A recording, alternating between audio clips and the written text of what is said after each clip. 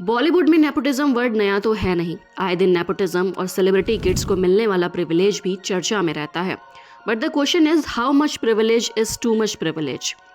यहाँ एक आउटसाइडर को 5 साल में किसी तरह एक मूवी मिलती है और वहीं कुछ स्टार किड्स 3 मूवी में एक साथ डेब्यू करते हैं। आज हम बात कर रहे हैं इब्राहिम अली खान के बारे में, जो खुशी कपूर के साथ ऑपोजिट डेब्यू करने जा रहे हैं थ्रू द मूवी नदानिया। अभी तो मूवी रिलीज नहीं हुई है, लेकिन मूवी का एक सॉन्ग जरूर सामने आया है जिसका नाम है इश्क में। एंड इस मूवी के अनाउंसमेंट के बाद ही लोगों ने खुशी कपूर को बहुत ज्यादा क्रिटिसाइज करना शुरू कर दिया है। लोग यह पॉइंट आउट कर रहे हैं कि खुशी कपूर को एक के बाद एक मूवीज मिल रही हैं, इवन उनकी इतनी टेरेबल एक्टिंग के बाद भी। और इस बात से मैं भी पूरी तरह से एग्री करती हूँ। खुशी ने द आर्चीज मूवी से डेब्यू किया था और अब उसके बाद वो लव्याप्पा में नजर आ रही हैं। उनके ऑपोजिट इस मूवी में काम कर रहे हैं जुनैद खान। अभी तक ये मूवी रिलीज ही नहीं हुई थी कि खुशी को एक और मूवी मिलने का अनाउंसमेंट हो गया है। अगर बात हो लव्याप्पा में खुशी की एक्टिंग की, तो जो एक्टिंग खुशी कपूर की देखने को मिली है, अगर उसकी बात करें तो उनकी स्क्रीन प्रेजेंस की, तो वो कुछ लोगों को बिल्कुल भी पसंद नहीं आई। ये तो सब जानते हैं कि कैसे स्टार किड्स टोटली अपने आप पर डिपेंडेंट होते हैं, फिर चाहे उन्हें एक्टिंग आए या ना आए। लेकिन पीआर टीम को हायर करके ऑडियंस को बेवकूफ़ बनाने की कोशिश ज़रूर करना आता है इन लोगों को। मैं भी इस बात से पूरी तरह एग्री करती हूँ कि खुशी कपूर का जो भी प्रिविलेज देखने को मिल रहा है, तो अब तो ये साफ साफ क्लियर हो गया है कि ये सारे प्रिविलेजेस उन्हें करण जौहर और उनके फादर बोनी कपूर की वजह से मिल रहा है। और लोग इस बात को फॉलो आउट भी कर रहे हैं। अगर आप प्रिविलेजेस की बात हो ही रही है, तो ये पता होना भी ज़रूरी है कि इब्राहिम अली खान खुशी कपूर से भी ज़्यादा प्रिविलेज्ड हैं। डेब्यू से पहले ही उन्होंने 3 मूवीज साइन कर ली हैं, जहां खुशी कपूर के फर्स्ट एंड सेकंड मूवी के बीच एटलीस्ट 1 ईयर का गैप था।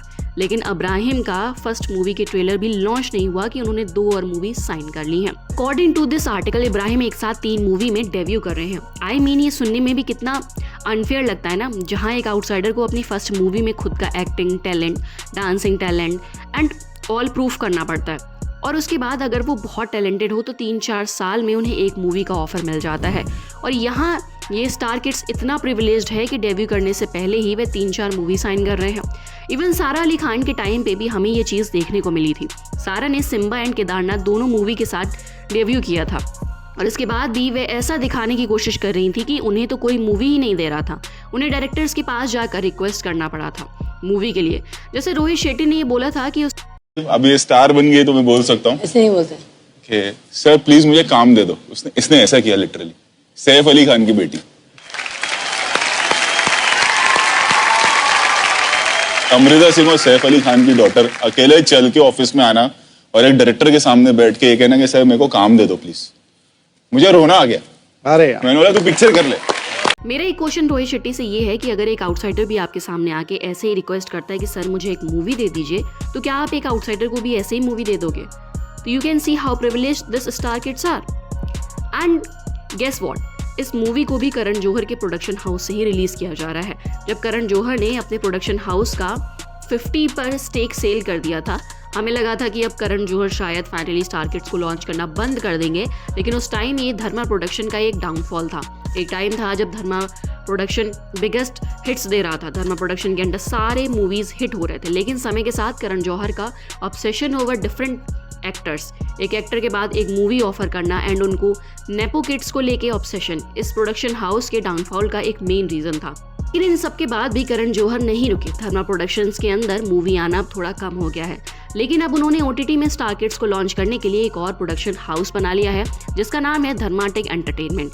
एंड अब वो इसके थ्रू ओटीटी में स्टार किड्स को प्रमोट कर रहे हैं। तो आप देख सकते हो कि कैसे करण जौहर ने ओटीटी में भी अपनी नेपो बेबीज को लॉन्च करने के लिए एक प्रोडक्शन हाउस बना लिया। जब धर्मा प्रोडक्शन हाउस का डाउनफॉल स्टार्ट हुआ, तब लोग खुश थे कि okay finally Karan Johar star kids को ब्लाइंडली लॉन्च करना बंद कर देंगे। लेकिन ऐसा लगता है कि ये सब जल्दी नहीं रुकने वाला है। अब जैसा कि हमें पता है कि इन स्टार किड्स की मूवी रिलीज होने से बहुत पहले ही उनका पीआर स्टंट चालू हो जाता है। अगर इब्राहिम की बात करें तो उनकी एक funny chocolate boy type image है, जो हमेशा मीडिया के साथ मजाक करते हैं।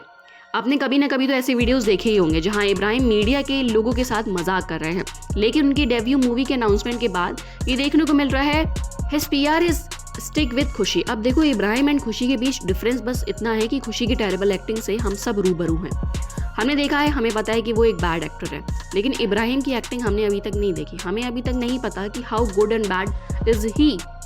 उनकी एक्टिंग बिल्कुल अच्छी हो सकती है, लेकिन ऐसे कुछ पर्टिकुलर पोस्ट सामने आए हैं जहां ये बोला जा रहा है कि Ibrahim is too good for Khushi, Ibrahim deserves a better co star. And इससे कहीं ना कहीं ऐसा फील हो रहा है कि इब्राहिम का प्यार उसे प्रेस करने के लिए उसका ही को स्टार खुशी के अगेंस्ट काम कर रहा है। अब तो मुझे ऐसा लगता है कि खुशी डिजर्विंग नहीं है, वो बस अपॉर्चुनिटी ग्रैब करके फ़ायदे में रहना चाहती है। लेकिन इब्राहिम भी डिजर्व करते हैं एक मूवी के थ्रू डेब्यू करना, ये एक अलग बात है। लेकिन बिना किसी एक्टिंग के 3 मूवी साइन कर लेना, क्या ये अपॉर्चुनिटी कोई भी डिजर्व करता है? लोगों ने अभी तक उनकी एक्टिंग देखी नहीं, उनकी पीआर उन्हें ये बोलकर प्रमोट कर रहे हैं कि उनका स्क्रीन प्रेजेंस अच्छा है because he looks exactly like Saif Ali Khan. इससे लग रहा है कि हम फिर से सैफ अली खान के यंगर सेल्फ को देख रहे हैं, बट इससे आप ये तो जज नहीं कर सकते कि उनकी एक्टिंग अच्छी है।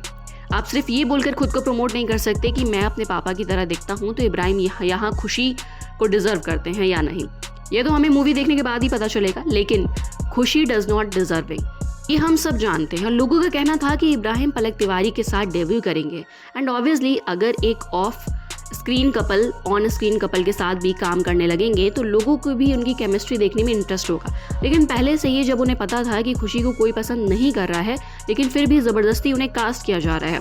और मुझे ऐसा फील होता है कि अगर पलक भी एक इनसाइडर होती इनकी तरह, तब शायद पलक को चांस मिलता, but compare to them she is an outsider. हाँ, मुझे पता है कि श्वेता तिवारी भी एक एक्ट्रेस रह चुकी है, लेकिन वो इस एलीट स्टार गैंग की मेंबर नहीं है ना। हमने देखा है कि अगर आप रिच हो, अगर आप उनके साथ एक स्कूल शेयर कर रहे हो, एक सर्कल में आप हैंग आउट कर रहे हो, तो सिर्फ तभी आप उनके फ्रेंड बन सकते हो, नहीं तो you can not be a part of their group.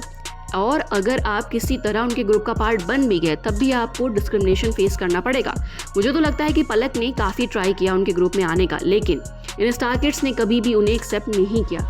इससे ये लग रहा है कि अगर पलक इब्राहिम की गर्लफ्रेंड ना होती तो शायद वो उनके साथ हैंग आउट भी नहीं करते। अगर आप देखो तो इब्राहिम के जो बाकी 2 मूवीज़ हैं उसमें भी पलक को कास्ट नहीं किया गया। अगर आप इंटरनेट पे हो तो एज अ कपल फेमस हैं, लोगों ने एक साथ देखना पसंद करेंगे, तो फिर क्यों कोई उनके साथ में कास्ट नहीं कर रहा है?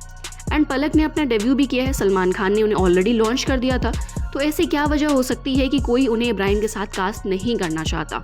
आप यहाँ ये नहीं बोल सकते कि शायद उनकी एक्टिंग अच्छी नहीं लगी, क्योंकि किसी को अगर खुशी की एक्टिंग अच्छी लग सकती है तो उन्हें पलक की एक्टिंग अच्छी लगे ना लगे, ये नहीं हो सकता।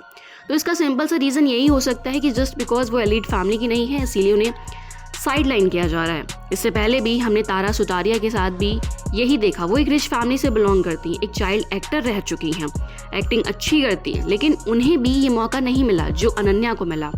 तो उनके इस ग्रुप में डिस्क्रिमिनेशन क्या जाता है, ये तो साफ साफ नज़र आ रहा है।